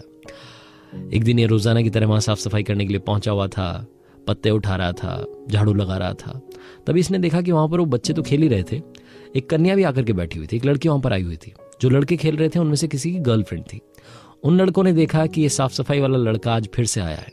उन्होंने इसको बुलाया और उनमें से एक, जिसकी की वो गर्लफ्रेंड थी, उसने अपनी गर्लफ्रेंड को दिखाने के लिए टशन दिखाते हुए इस लड़के को डांटना शुरू किया कि ढंग से सफाई करो, और सुनो एक काम करते हैं, तुम रोज कहते हैं ना बास्केटबॉल खेलनी है, आ जाओ तुम बास्केट करके दिखा दो। इस लड़के को समझ में नहीं आया कि क्या हो रहा है। मतलब जो रोज भगा देते हैं, खेलने नहीं देते, आज वो खुद खेलने के लिए बुला रहे हैं। ये लड़का कोर्ट में पहुंचा और इसने कहा कि ठीक है भैया, मैं कोशिश करके देखता हूँ, मैंने आज तक तो खेला नहीं, मुझे पता नहीं, बस आपको खेलते हुए देखता था, उसी से शायद कुछ बात बन जाए। इस लड़के ने बास्केट करने की कोशिश की, लेकिन बॉल कभी इधर जाती कभी उधर जाती, निशाने पर नहीं जा रही थी। वो सारे लड़के हंसी उड़ाने लगे। इस लड़के को समझ नहीं आ रहा था कि क्या हो रहा है, मेरा तो मजाक बन रहा है। ये फिर से उन बच्चों के पास गया, जाकर के बोला कि भैया एक मौका दीजिए, बस मुझे आधे घंटे का टाइम दीजिए, आप जो बोलेंगे जहां से बोलेंगे वहां से बास्केट करके दिखाऊंगा। उन लड़कों को लगा कि अब तो चैलेंज दे रहा है, मतलब ये साफ सफाई करने वाला लड़का हमें चैलेंज दे रहा है। उन्होंने कहा ठीक है, तो आधा घंटा ले, उसके बाद में हम जहां से बोलेंगे वहां से बास्केट करके दिखाना। इस लड़के ने कहा कि ठीक है भैया।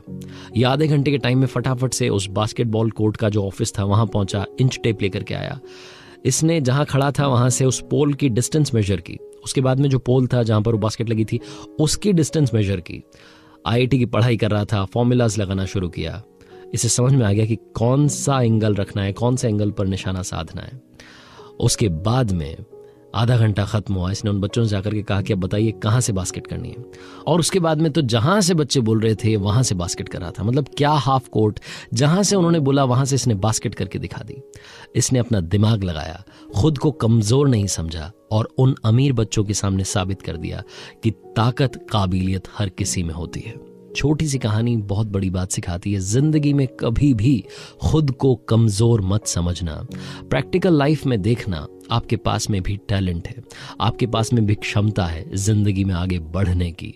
अगर आपको लगता है कि आप जिंदगी में थोड़ा सा पीछे चल रहे हैं, आपके सपने पूरे नहीं हो रहे हैं, तो एक बार अपने बारे में जानने की कोशिश कीजिएगा और समझिएगा कि आप किस में अच्छे हैं। जिस फील्ड में आप अच्छे हैं उसी में आगे बढ़ने की कोशिश कीजिएगा। आई एम श्योर आप कमाल कर जाएंगे। कर दिखाओ कुछ ऐसा कि दुनिया करना चाहे आपके जैसा। याद रखिए, हर ट्यूसडे हर थर्सडे गाना पर सुनिए एक नई कहानी। और हाँ, आप मुझसे कुछ कहना चाहते हैं, मुझे सर्च कर सकते हैं on social media RJ Kartik नाम से।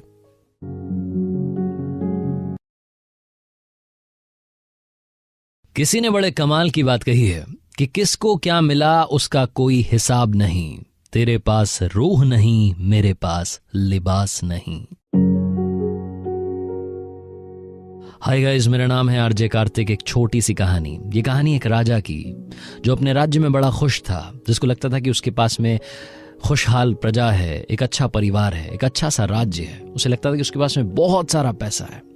एक दिन अपने महल का दौरा कर रहा था, उसने देखा कि एक नौकर जो कि दीवार की साफ सफाई कर रहा था वो उससे ज्यादा खुश था। वो गाना गुनगुना रहा था, मजे में अपना काम कर रहा था। राजा को यही बात बुरी लग गई। वो अपने महल में वापस गया, अपने कक्ष में गया, जाकर के उदास होकर के बैठ गया। रानी ने पूछा कि क्या बात हो गई, आप उदास क्यों हैं? तो राजा ने बताया कि एक नौकर जो कि छोटा सा काम कर रहा है उसे क्या पैसे मिलते होंगे, इतनी कम तनख्वाह में खुश है। मैं राजा होकर के कई बार चिंताएं ले लेता हूँ, कई बार मुझे चिंता होती है कि राज्य में कहीं कुछ गलत तो नहीं हो गया। आस पड़ोस के राजाओं की चिंता ले लेता हूँ, मुझे समझ में नहीं आ रहा है कि वो इतना खुश कैसे हो सकता है। तो रानी ने कहा कि आप परेशान मत होइए, उसे बस 99 के फेर में पढ़ने दीजिए, सब कुछ ठीक हो जाएगा, आपकी चिंता दूर हो जाएगी। राजा ने कहा कि 99 का फेर क्या है? तो रानी ने कहा कि काम करते हैं, आज रात में आप किसी को उस नौकर के घर के बाहर भेजिएगा और उसके दरवाजे के बाहर एक पोटली रखवा दीजिएगा। उस पोटली में 99 सोने के सिक्के रखवा दीजिएगा। राजा ने कहा कि ठीक है, तुम जो कह रही हो ये करके देख लेते हैं। राजा ने वही किया। उस नौकर के घर के बाहर दरवाजे पर एक पोटली रखी गई जिसमें 99 सोने के सिक्के थे। नौकर जब अगली सुबह जगा, उसकी वाइफ जब घर की साफ सफाई कर रही थी, उसने दरवाजा खोला तो उसने देखा कि एक पोटली घर के बाहर रखी है। वो पोटली अंदर लेकर के आई, नौकर को जगाया कि हमारे घर के बाहर कोई पोटली रख करके गया है। नौकर ने वो पोटली खोली तो हैरान हो गया, उसमें सोने के सिक्के थे। वो गिनने लगा, 1 2 3 95 96 97 98 99, एक सिक्का कम था। नौकर अंदर तक हिल गया, उसे समझ नहीं आया कि क्या हुआ। उसने अपनी पत्नी से कहा कि रखने वाला 100 सोने के सिक्कों की पोटली रख के गया होगा, 99 का कौन सा हिसाब है? तो फटाफट से घर से भागा और अपने घर के आसपास जितने रास्ते थे सारे छान मारे। वो रास्ते ढूंढता चला गया कि कहीं कोई सिक्का दिख जाए, कहीं कोई सिक्का दिख जाए, लेकिन कोई भी सोने का सिक्का नहीं दिखा। उस पूरे दिन उसने अपने शहर के सारे रास्ते छान लिए, लेकिन वो सोने का सिक्का नहीं मिला। अगले दिन नौकरी पर वापस गया तो वहां उसको डांट पड़ी कि बिना बताए आपने छुट्टी कर ली। पूरे दिन उदास रहा। अगले 5-7 दिन तक उदासी से काम करता रहता था। राजा एक दिन फिर से घूमने के लिए निकले, अपने महल का दौरा कर रहे थे तो देखा कि वो नौकर बड़ी उदासी के साथ काम कर रहा है। अपनी वाइफ के पास गए और जाकर के बोलते हैं रानी को कि देखो, मैंने आज फिर से उस नौकर को देखा, आज वाकई में वो उदास था, ये हुआ क्या? तो रानी ने कहा कि अब वो उदास ही रहा करेगा, आप उसको एक और सोने का सिक्का पहुंचा देना, ताकि उसकी वो जो लालसा है, वो जो चाहत है, वो मिट जाए। वो नहीं तो 99 के फेर में पड़ा पड़ा बर्बाद हो जाएगा। छोटी सी कहानी बहुत बड़ी बात सिखाती है। हम सब भी 99 के फेर में हैं। हमारे पास में काफी कुछ है जिसे हम एंजॉय नहीं करते, जिसके बारे में हम खुश नहीं होते। हम सब उस एक सोने के सिक्के के पीछे पड़े होते हैं और भूल जाते हैं कि हमारी लाइफ में बहुत सारी खुशियां पहले से हैं। जो मिला है उसमें संतुष्ट होइए और आने वाले कल के लिए तैयारी कीजिए। सपने देखना बुरी बात नहीं है, सपने देखिए और उनके लिए मेहनत कीजिए, लेकिन जो आज में है, जो आज की खुशियां हैं, उन्हें भी जीना शुरू कीजिए। इसीलिए आरजे कार्तिक कहता है, आज में खुश रहें, कल की तैयारी करें और कर दिखाओ कुछ ऐसा कि दुनिया करना चाहे आपके जैसा। किसी ने बड़े कमाल की बात कही है कि जरा संभल कर चलें, क्योंकि तारीफों के पुल के नीचे मतलब की नदी बहती है।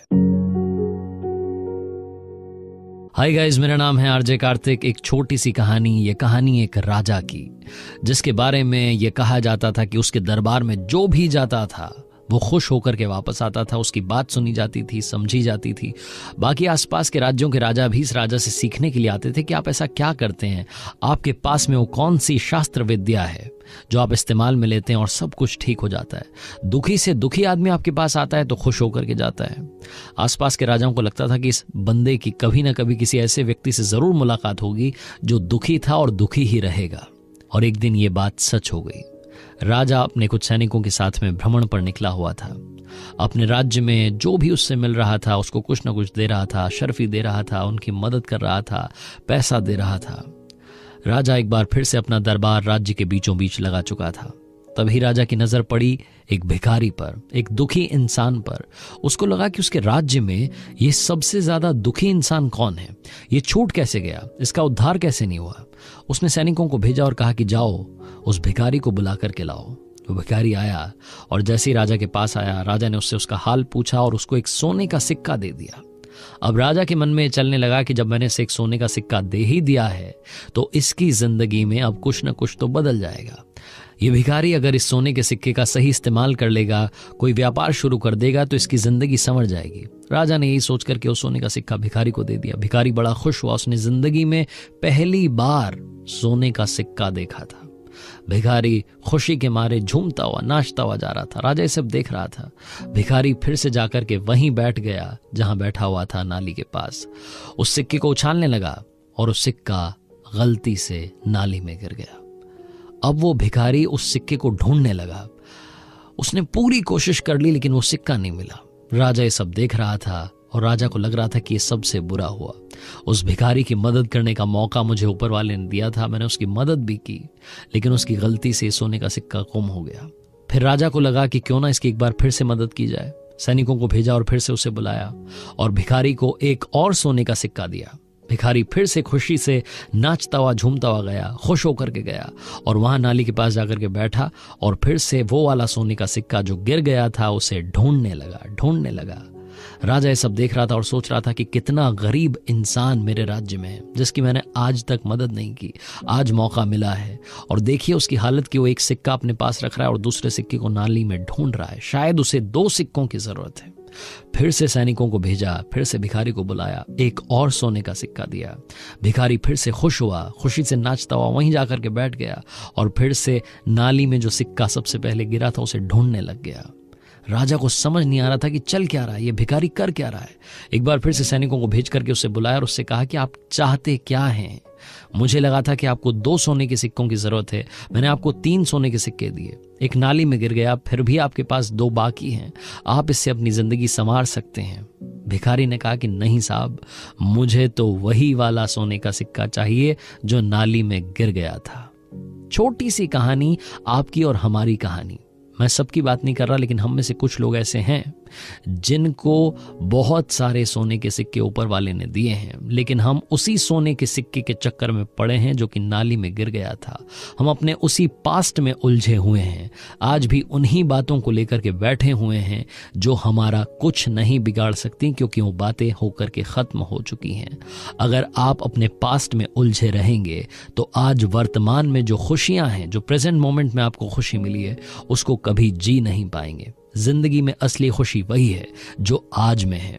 आज की खुशियों को चेरिश करना शुरू कीजिए, उनके साथ जीना शुरू कीजिए। आने वाला कल खुशियों से भरा होगा। नाली में गिरे उस सिक्के को भूल जाइए, क्योंकि बहुत सारे सिक्कों की बरसात ऊपर वाला आपकी लाइफ में करने वाला है। आरजे कार्तिक बस यही कहेगा, हमेशा पॉजिटिव रहें, कर दिखाओ कुछ ऐसा कि दुनिया करना चाहे आपके जैसा।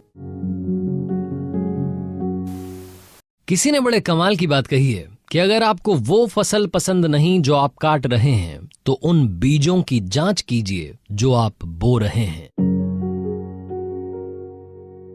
हाय गाइस, मेरा नाम है आरजे कार्तिक। एक छोटी सी कहानी। ये कहानी एक अमीर महिला की जो साइकियाट्रिस्ट के पास जाया करती थी, रेगुलर जाया करती थी सेशंस के लिए। जब भी सेशन होता था उसके बाद में जब बाहर निकलती थी थोड़ा सा रिलैक्स फील करती थी, लेकिन हफ्ते 10 दिन में फिर से उनको लगता था, तनाव महसूस होता था, फिर से वो साइकियाट्रिस्ट के पास जाती थी।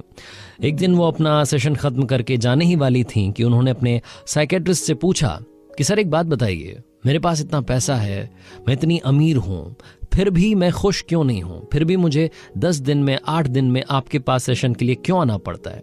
तो जो साइकियाट्रिस्ट थे उन्होंने कहा कि मैम आप फिर से बैठिए, आधे घंटे का वक्त और लगेगा। एक छोटी सी कहानी आपको और सुनाऊंगा, और ये कहानी मैं नहीं सुनाऊंगा, ये कहानी सुनाने के लिए मैं बुलाता हूं किसी को। साइकियाट्रिस्ट ने आवाज लगाई। उनके घर में जो काम करने वाली अम्मा थी वो आई और आकर के नमस्ते करने लगी। साइकियाट्रिस्ट ने कहा कि मैम अब आप कहानी सुनेंगे, लेकिन ये कहानी अम्मा की होगी। अम्मा से कहा कि अम्मा बैठिए। अम्मा ने चेयर ली, वो बैठ गई और साइकियाट्रिस्ट ने कहा कि अम्मा बताइए, इन मैम को बताइए कि आपकी जिंदगी में क्या हुआ था और आज आप यहां तक कैसे पहुंची हैं। अम्मा ने अपनी कहानी सुनाना शुरू किया। अम्मा ने कहा कि मैम मेरी लाइफ में सब कुछ बुरा हुआ है। मेरा पति शराब पी करके घर आता था, मारपीट करता था। उसको कई बार समझाने की, उसकी शराब छुड़वाने की कोशिश की, लेकिन कुछ नहीं हो पाया। एक दिन ज्यादा शराब पीने की वजह से वो बीमार पड़ गए। उनका इलाज चला, उनके इलाज के लिए पैसे की जरूरत थी। मैंने घर घर जाकर के काम करना शुरू किया, लेकिन वो बच नहीं पाए, उनकी मृत्यु हो गई। उनके जाने के बाद मेरे परिवार में मेरा एक बच्चा था जिसको पढ़ाने के लिए मैंने रात दिन एक कर दिया। अलग अलग जगह जाकर के काम करती थी, रेस्टोरेंट्स में जाती थी, ढाबों में जाती थी, घर में जाकर के साफ सफाई के काम करती थी। उसके लिए भी मैंने पूरी कोशिश की उसका पूरा साथ देने की। लेकिन एक दिन जब वो स्कूल से घर आ रहा था तो किसी गाड़ी ने उसे टक्कर मार दी और उसकी भी मृत्यु हो गई, उसकी भी डेथ हो गई। उसके भी चले जाने के बाद मैं दुनिया में अकेली पड़ गई। मुझे समझ नहीं आया कि मेरी लाइफ का क्या मकसद है, मेरे होने का क्या मतलब है। लेकिन फिर भी मुझे जीने के लिए पैसों की जरूरत थी। मैंने काम करना जारी रखा, अलग अलग घर जाती थी, खाना बनाती थी, बर्तन मांजती थी, साफ सफाई करती थी। मुझे समझ नहीं आ रहा था कि जिंदगी में हो क्या रहा है। एक दिन बारिश हो रही थी, मैं अपने घर की तरफ आ रही थी। मैंने देखा कि मेरे पीछे पीछे एक बिल्ली का बच्चा चला आ रहा है। भीगती हुई बारिश में ठिठुरता हुआ बच्चा मेरे साथ साथ मेरे घर के दरवाजे तक आ गया। मैं अंदर चली गई, लेकिन वो बच्चा वहीं दरवाजे पर बैठा रहा। मैंने देखा कि उसे भूख लगी है। दूध गर्म करके उसके सामने मैंने रख दिया। वो बच्चा फटाफट से सारा दूध चट कर गया। ये देख करके पता नहीं क्यों अचानक से मेरे चेहरे पर मुस्कान आ गई, और जैसे ही मेरे चेहरे पर मुस्कान आई मुझे याद आया कि मैं कई सालों में पहली बार हंसी थी। मुझे लगा कि एक बिल्ली के बच्चे की मदद करने पर मैं इतना मुस्कुरा सकती हूँ, इतना खुश हो सकती हूँ, तो अगर मैं इंसानों की मदद करना शुरू करूंगी तो मेरी जिंदगी का मतलब बदल जाएगा, मेरे होने का मतलब बदल जाएगा। उस दिन से मैंने लोगों की मदद करना शुरू किया। एक बार एक व्यक्ति बीमार था, उनके लिए दवाई लेकर के आ गई। एक बार एक भाई साहब बीमार थे, हॉस्पिटल में थे, उनके लिए खाना बना करके वहां तक पहुंचा दिया। छोटे छोटे जो डॉग्स होते हैं उनके लिए मैं बिस्किट का पैकेट खरीदती हूँ, उन तक पहुँचाती हूँ, उनकी मदद करती हूँ, उन भूखों को खाना खिलाती हूँ। कई बार मुझे ऐसे बच्चे मिलते हैं जिनको पढ़ाने के लिए पैसे की ज़रूरत होती है। मेरे पास जितना बन पाता है 100 रुपये 200 रुपये उन तक पहुँचाती हूँ, उनकी मदद करती हूँ। मुझे बड़ा अच्छा लगता है। और साहब के यहाँ जब से काम कर रही हूँ तब से तो मेरी तनख्वाह भी बढ़ गई है। साइकियाट्रिस्ट ने जब ये पूरी कहानी अम्मा ने सुना ली, उसके बाद में उन अमीर महिला से कहा कि मैम शायद अब आप समझी होंगी जीने का मतलब क्या है, असली खुशी क्या है, रियल हैप्पीनेस क्या है। जिंदगी में सबसे बड़ी खुशी है जब आप किसी की मदद करेंगे और आपको जो सुकून मिलेगा, उससे बड़ी खुशी इस दुनिया में कभी भी आपको पैसे से भी नहीं मिल सकती। छोटी सी कहानी बहुत बड़ी बात सिखाती है। बांटनी है तो मुस्कान बांटिए, ज्ञान सभी के पास है। अपनों के प्यार के साथ, ऊपर वाले के आशीर्वाद के साथ, अपने हौसले के साथ कर दिखाओ कुछ ऐसा कि दुनिया करना चाहे आपके जैसा। किसी ने बड़े कमाल की बात कही है कि जिंदगी में जो भी होता है अच्छे के लिए होता है। हाय गाइस, मेरा नाम है आरजे कार्तिक। ये कहानी है अकबर और बीरबल की। आपने बड़े सारे उनके किस्से सुने होंगे, लेकिन ये वाला मजेदार है। एक बार बादशाह अकबर को लगा कि क्यों ना बेगम के लिए सेब काटा जाए, तो उन्होंने चाकू मंगवाया, एप्पल मंगवाया। अब उनको चाकू चलाने की आदत तो थी नहीं, कभी उन्होंने कोई सब्जी नहीं काटी थी, फल नहीं काटा था। वो जब सेब काट रहे थे, अचानक से उनके अंगूठे में चोट लग गई, खून निकलने लगा। तो बड़ी जोर से चिल्लाए और फटाफट से वैद्य को बुलाया गया, दवाइयां मंगवाई गई। लेकिन इस सब के बीच में जब वो चिल्ला रहे थे, दर्द से कराह रहे थे, जब वो दर्द में थे, उनके ठीक पास में बीरबल खड़ा हुआ था, क्योंकि जहां अकबर होते थे वहां बीरबल होता था। तो बीरबल ने कहा कि जहां पनाह आप इतना क्यों दर्द में हैं? याद रखो, जिंदगी में जो भी होता है अच्छे के लिए होता है। बादशाह को गुस्सा आ गया। उन्होंने बोला कि ये क्या मूर्खता है, यहां मुझे चोट लगी है और तुम अपना ज्ञान देने से पीछे नहीं रह रहे। तुम यहां भी अपना ज्ञान दे रहे हो, यहां भी तुम कह रहे हो कि जो होता है अच्छे के लिए होता है। बादशाह इतने गुस्से में थे कि उन्होंने बीरबल को कारागार में डालने के लिए कह दिया। सैनिकों से कहा कि इनको ले जाकर के कारागार में डाल दो, मुझे इनकी शक्ल नहीं देखनी, मुझे ऐसे व्यक्ति से बात नहीं करनी। जब मैं दर्द में हूं तो ये मुझे कह रहा है कि जो होता है अच्छे के लिए होता है। इस बात को कई महीने बीत गए। एक बार बादशाह अकबर अपने कुछ सैनिकों के साथ में जंगल में शिकार करने गए। शिकार का पीछा करते करते कब वो सैनिकों से बिछड़ गए, उन्हें खुद समझ नहीं आया। वो शिकार करते करते जंगल में अकेले चले जा रहे थे, तभी उन्हें वहां कबीले वालों ने पकड़ लिया।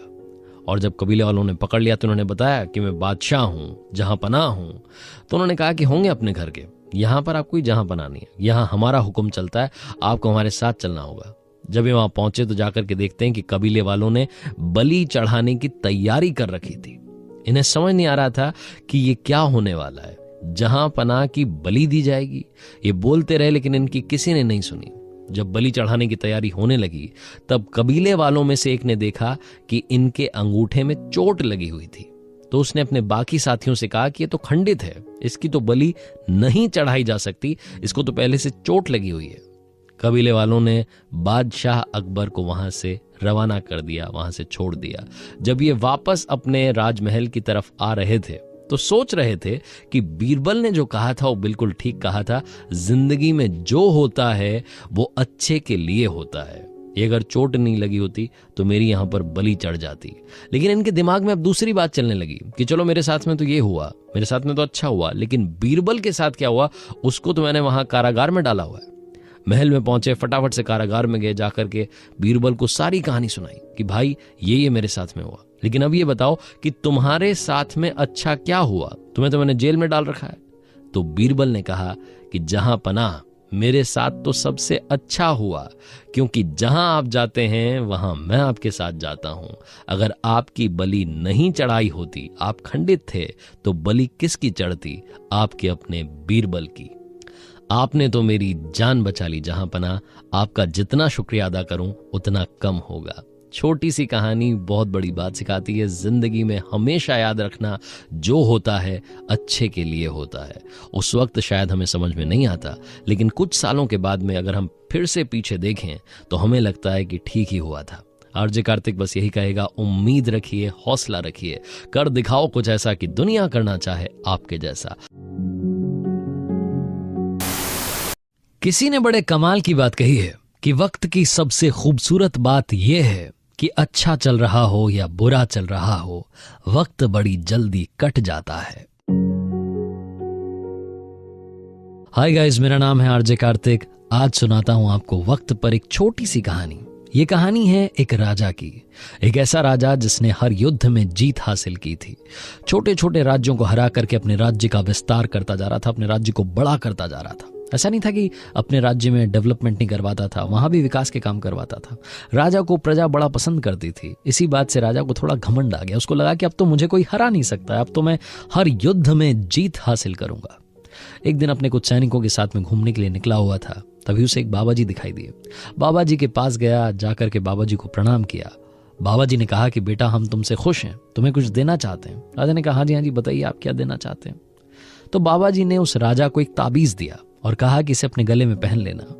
इस ताबीज में एक मंत्र है, इस ताबीज को तब खोलना जब तुम सबसे ज्यादा मुश्किल में हो, जब तुम्हें लगे कि तुम्हारी आंखों के सामने अंधेरा है, अब तुम्हारी जिंदगी खत्म होने वाली है, तब तुम ये ताबीज खोलना। राजा ने कहा जो आज्ञा। मन ही मन राजा सोच रहा था कि बाबा जी कहाँ ताबीज के चक्कर में पड़े हैं। मैं ऐसा राजा बन चुका हूं जिसे कोई हरा नहीं सकता, जिससे सिर्फ और सिर्फ जीत हासिल होगी। आस पड़ोस के जितने राज्य के राजा थे वो मन ही मन सोच रहे थे कि यार क्या किया जाए, कैसे इस पर अटैक किया जाए, कैसे इसको हराया जाए। सभी राजाओं ने मिलकर के प्लानिंग बनाई कि क्यों ना सब साथ मिलकर के युद्ध में आते हैं। सारे राजाओं की सेना जब सामने आई, जब विशाल सेना ने आक्रमण किया, तो ये राजा घबरा गया, हारने की कगार पर पहुंच गया। युद्ध भूमि से डरता हुआ भागता हुआ जंगल में निकल गया। रास्ता भटक चुका था, इसे लगा था कि अब सब कुछ खत्म हो गया है। यह राजा वहां छुपने के लिए जगह ढूंढने लगा। तभी इसे वहां पर एक गुफा दिखाई दी। गुफा में जाकर के बैठ गया, छिप गया और इंतजार करने लगा कि कुछ अच्छा हो जाए। इसकी सांसें ऊपर नीचे हो रही थी, दिल धक धक कर रहा था। ऐसे लग रहा था कि इसका अंतिम समय आने वाला है। ये घबराया हुआ था कि अचानक से इसे घोड़े के टापों की आवाज सुनाई देने लगी। इसे लगा कि दुश्मन देश के सैनिक, उनके घोड़े अब इसकी गुफा की तरफ आ रहे हैं। अचानक से इसे लगा कि जैसे सब कुछ खत्म हो गया है। अचानक से इसने महसूस किया कि इसकी आंखों के सामने अंधेरा है, इसकी मृत्यु होने वाली है। इसको सैनिक पकड़ करके ले जाएंगे, फांसी दे देंगे। इसका राजपाट तो छिन ही गया है, अब जिंदगी भी चली जाएगी। ये राजा निराशा की तरफ जाता जा रहा था। तभी से अचानक याद आया कि उन बाबा जी ने एक ताबीज दिया था जो गले में पहना हुआ था। फटाफट से इसने ताबीज निकाला, उसे खोला और उस मंत्र को पढ़ने लगा जो मंत्र बाबा जी ने कहा था कि इस ताबीज में लिखा हुआ है। उसने ताबीज खोला तो अंदर एक कागज की चिट्ठी थी। उस कागज की चिट्ठी को खोला तो उस पर लिखा हुआ था, ये भी कट जाएगा। मंत्र था, ये भी कट जाएगा। राजा ने एक सुकून की सांस ली, राहत की सांस ली। एक बार फिर से ऊपर वाले का धन्यवाद किया कि भगवान आपका धन्यवाद, आपने मुझे जिंदा तो रखा। हे ऊपर वाले, आपका शुक्रिया। राजा ने एकदम से महसूस करना शुरू किया कि उसके अंदर पॉजिटिविटी आ गई है। उसे वो जो घोड़े के टापों की आवाज सुनाई दे रही थी वो भी अब दूर जाने लगी। थोड़ी देर बाद वो घोड़े के टापों की आवाज सुनाई देना बंद हो गई।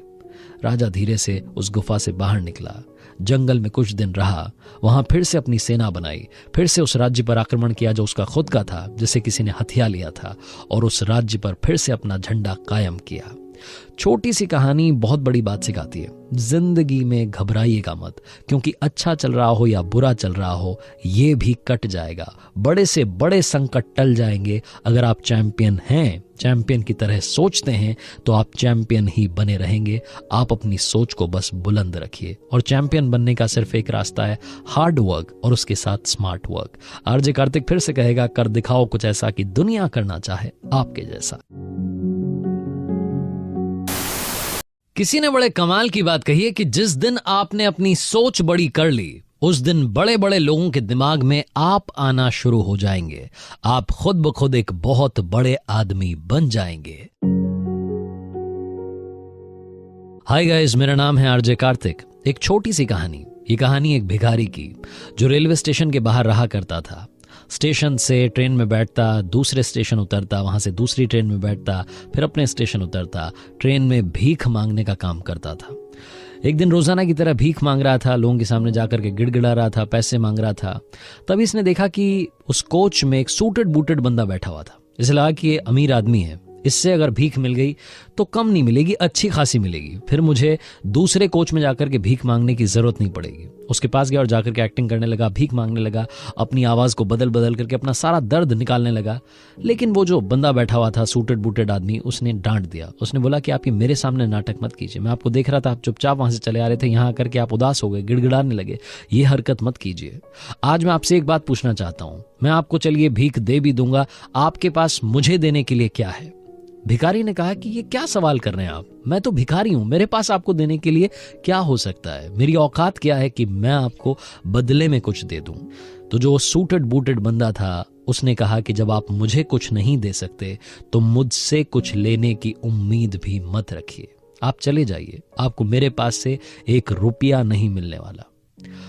ये व्यक्ति वहां से चला गया भिखारी, और सोचता रहा कि यार ये क्या बात बोल दी, ये क्या बात बोल दी कि तुम्हें भी मुझे कुछ देना होगा। भिखारी को समझ नहीं आया। जिस स्टेशन के बाहर रहता था उस स्टेशन पर उतरा और बाहर आकर के आसपास देखने लगा कि ऐसा क्या है, जब कोई मुझे भीख दे तो मैं उसे बदले में दे दूं। इसने नजर दौड़ाई तो इसे दिखाई दिए कुछ फूल। इसने देखा कि यहाँ पौधे लगे हैं, पौधों पर फूल आए हुए हैं, क्यों ना एक काम करता हूं, अब से जब भी कोई मुझे भीख देगा मैं उसे बदले में एक फूल दूंगा। उस दिन से उस व्यक्ति ने, उस भिखारी ने एक नई आदत डाल ली। जब भी वो भीख मांगता, अगर उसे भीख में पैसे मिलते तो वो सामने वाले को एक फूल देता।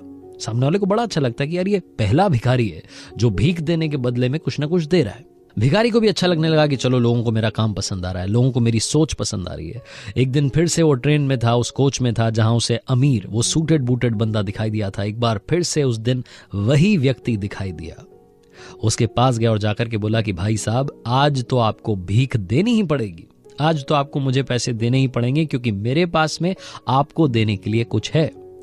अब उस अमीर व्यक्ति ने, सूटेड बूटेड बंदे ने सोचा कि यार इसके पास में मुझे देने के लिए क्या हो सकता है। उसने भरोसा किया और उस व्यक्ति को भीख दे दी। जैसे उसने भीख दी वैसे ही भिखारी ने अपने पास में से निकाल करके एक फूल दे दिया और कहा कि लीजिए, ये मेरी तरफ से आपके लिए। उस व्यक्ति को अच्छा लगा। उसने कहा कि अब एक बात और सुनो, एक बात का और ध्यान रखना। बात यह है कि अब तुम अपनी सोच को बड़ा करो। क्यों नहीं तुम व्यापारी बन जाते? क्यों नहीं तुम बड़े बिजनेसमैन बन सकते हो? तुम बड़ा काम कर सकते हो। अपनी सोच को बदलने के बारे में सोचना। भिखारी को फिर से वो कुछ बता करके बंदा वहां से चला गया। भिखारी ट्रेन से उतरा, अपने स्टेशन पर आया। स्टेशन पर बाहर आने के बाद में सोचने लगा कि ये क्या बोल के चला गया, मैं बड़ा बिजनेसमैन बन सकता हूं। भिखारी को मालूम नहीं कहां से एनर्जी मिली, वो जोर से चिल्लाया कि मैं बहुत बड़ा व्यापारी हूं। और उसके बाद से, उस दिन से उसने भीख मांगना छोड़ दिया, फूलों का बिजनेस करने लगा। छोटा छोटा काम चलने लगा, धीरे धीरे दुकान बड़ी होने लगी। एक दिन ऐसा आया कि वो बहुत बड़ा बिजनेसमैन बन गया। रेलवे स्टेशन पर इस तरफ से एक सूटेड बूटेड बंदा आ रहा था, इस तरफ से ये भिखारी जो कि अब बड़ा आदमी बन चुका था, ये जा रहा था। वही व्यक्ति इससे फिर से टकराया जिसने इसे काफी कुछ सिखाया था। उसको जाकर के बोला कि भाई साहब नमस्ते, पहचाना? मैं वही भिखारी। तो उसने कहा कि नहीं नहीं, मैं आपको कहाँ पहचाना, आपसे कब मिला हूं मैं? तो इस भिखारी ने कहा कि शायद आप भूल गए, आपकी और मेरी 2 बार मुलाकात हुई है। पहली बार आपने मुझे सिखाया था कि जिंदगी में लेन देन क्या होता है, और दूसरी बार जब मैं आपसे मिला था तो आपने मुझे सिखाया था कि सोच बड़ी करना क्या होता है। छोटी सी कहानी बहुत बड़ी बात सिखाती है। जिस दिन आपने अपनी सोच बड़ी कर ली, आप बहुत बड़े व्यक्ति बन जाएंगे। सारा खेल सोच का है। अपनी सोच को तंदुरुस्त कीजिए, बुलंद कीजिए और कर दिखाओ कुछ ऐसा कि दुनिया करना चाहे आपके जैसा। किसी ने बड़े कमाल की बात कही है कि काश जिंदगी में समस्याएं भी व्हाट्सएप स्टेटस की तरह होती, जो 24 घंटे में खुद ब खुद डिलीट हो जाती। हाय गाइस, मेरा नाम है आरजे कार्तिक। एक छोटी सी कहानी। ये कहानी गरीब परिवार में रह रहे बच्चे की, जिसकी फैमिली में खाने पीने के लाले थे, जिसके परिवार में बहुत कम पैसा था। एक दिन पिताजी ने इस बच्चे को बुलाया और कहा कि बेटा एक काम करना, ये पुरानी सी टी शर्ट है, इसको आज मार्केट में जाकर के बेच करके आना। क्या लगता है आपको कितने की होगी? उस बच्चे ने टी शर्ट को देखा और बोला कि $1 की होगी। तो पापा ने कहा बेटा आपको आज इसे $2 में बेच करके आना है। लड़के को समझ नहीं आया कि पापा ने कौन सा टास्क दिया। फिर उसे याद आया कि उसकी फैमिली कंडीशंस बहुत खराब थी। तो उसने सोचा कि फैमिली की मदद करने का इससे बढ़िया मौका नहीं मिलेगा। वो लड़का बाहर जा चुका था, आसपास ढूंढने लगा किसको बेचूं किसको बेचूं। फिर उसे लगा कि टी शर्ट तो वाकई में बहुत गंदी है, इसको $2 में तो कोई नहीं खरीदेगा। वो लड़का वापस घर में आया। घर में जो पुराने कपड़े रखे थे उसके नीचे उस टी शर्ट को रख दिया। उनके घर में आयरन तो थी नहीं, प्रेस करने का इससे बढ़िया तरीका नहीं था। वो टी शर्ट थोड़ी सी ठीक हो गई, उसकी सलवटें मिट गई।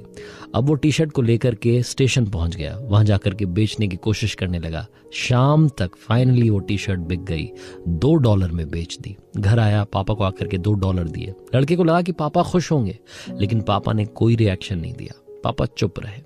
अगले दिन पापा ने फिर से एक पुरानी टी शर्ट निकाली और इस लड़के से कहा कि बेटा आज आपको फिर से ये टी शर्ट बेचने के लिए जाना है, और आज $2 में नहीं बल्कि $20 में ये $1 वाली टी शर्ट बेच करके आनी है। आप ही ने बताया था कि $1 की है, अब $1 वाली टी शर्ट आप $20 में बेच करके आएंगे।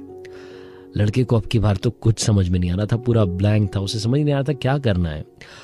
फाइनली उसने फिर से अपना दिमाग लगाया, तो उसको लगा कि एक काम करता हूँ। उसके घर में एक पुराना मिकी माउस का स्टिकर रखा था। उसने उस टी शर्ट पर उस मिकी माउस के स्टिकर को चिपका दिया। वो टी शर्ट अब मिकी माउस वाली बन गई थी। वो लड़का उस टी शर्ट को लेकर के गया और एक बड़े से स्कूल के सामने खड़ा हो गया, जहां पर अमीरों के बच्चे पढ़ा करते थे। स्कूल की छुट्टी हुई, सारे बच्चे बाहर निकले, उनके मम्मी पापा उन्हें लेने के लिए आए हुए थे। उनमें से एक बच्चे की नजर पड़ी इस टी शर्ट पर जिस पर मिकी माउस बना था। उस बच्चे ने अपने पापा से जिद की कि पापा मुझे वो टी शर्ट चाहिए। पापा ने देखा कि एक छोटा सा बच्चा टी शर्ट बेचने के लिए खड़ा हुआ है।